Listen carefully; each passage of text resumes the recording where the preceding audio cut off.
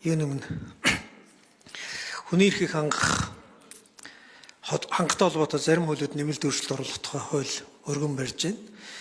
За нэг зүйлтэй бол үнэхээр сал нэгдэмгүй байна. Эсэргүүцэж байна.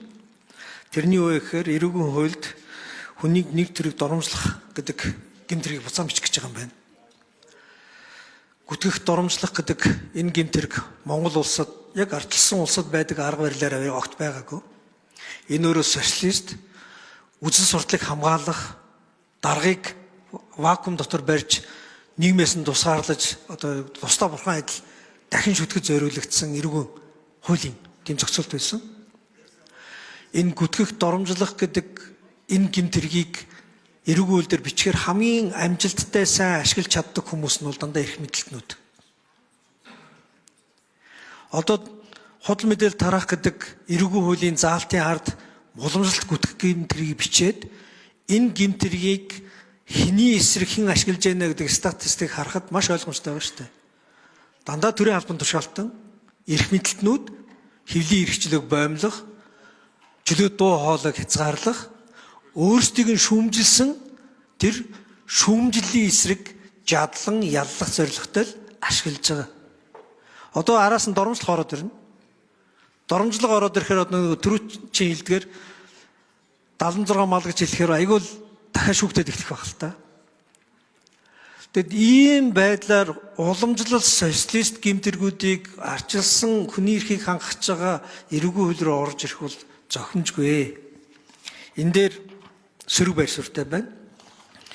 За энэ эрүүгийн хуулийн нэмэлт өөрчлөлүүд дотор бас авууштай дэвшүүлэлттэй санаа зөндөө байгаа. Улсын хурлын даргын захирамжаар байгуулагдсан эрүүдийн шүүхийн эсрэг арга хэмжээ авах талаарх одоо ажлын хэсэг. Ажлын хэсгийнхээ хүрээнд ер нь бол 5-6 хүрээний ажил хийх ёстой байна гэж харсан. Тэрний хамгийн чухал нэг хэсэг бол эрүүгийн хуульд өөрчлөлт оруулах.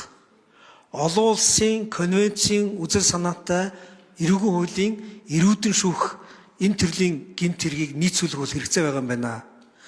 Тэгэхгүй бол манайх их явцуу цонхоор явцуу байдлаар хуульчснаасаа болоод ямар нэгэн тайлбар мэдүүлэг авах зорилгогүйгээр гэхдээ хүнийг чөлөөтэй одоо зочиж болохгүй тэр хэсэгт хүнлэг хэрцгий хандаад байгаа тэр хандлагыг энэ эрүү шүүлтийн хэсэг рүү оруулж ирч чадахгүй байгаа юм байна гэдэг тийм дүгнэлтүүд олон улсын байгууллагаас ч ирсэн, манай хүний эрхийн дотоод байгууллагаас ч ирсэн, хүний эрхийн үндэсний комиссийн илтгэлүүд ч гэсэн дурдгдсан байсан.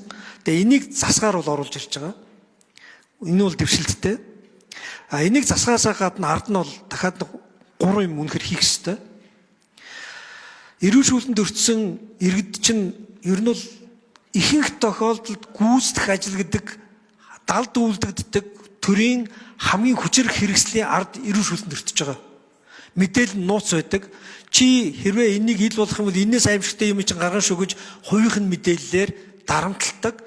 Тэгэхээр энэ далд байгаа энэ зүйлийг ил болгохын тулд юу их ёстой вэ гэхээр энэ төрлийн гэмт хэртэй тэмцэх дангасан байгууллага байгуулахаас өөр арга байхгүй.